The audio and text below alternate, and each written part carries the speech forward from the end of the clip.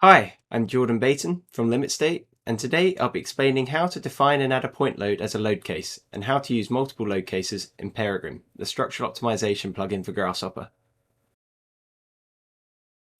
In this simple example, I've created a 2D domain from 4 points. The bottom 2 points are used to create supports, and I'll be adding point loads to the top 2.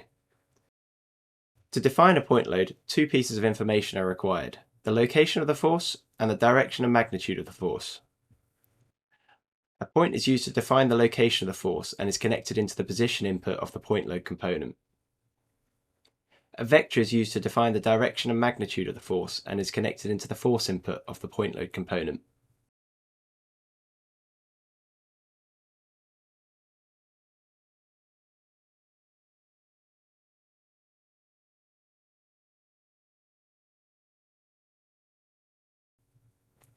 The point load is connected to the point load input in the load case component.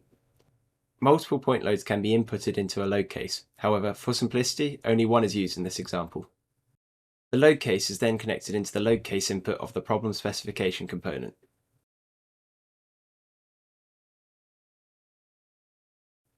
I will now add an opposing point load of equal magnitude on the other side of the domain.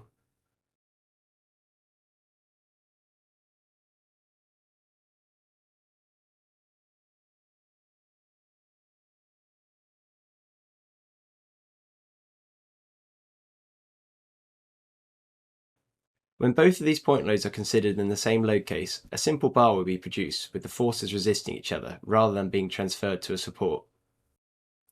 This is why the point loads should be considered as different load cases.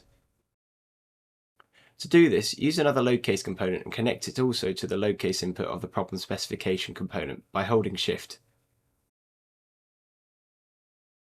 This now produces a solution where loads are transferred to the supports and the point loads are considered separately. Multiple load cases can be considered in 2D and 3D domains. This is a slightly more complex 3D example detailing a cantilever with 4-point supports. 2 point loads are applied to the structure, which if considered independently produce the optimized cantilevers shown here.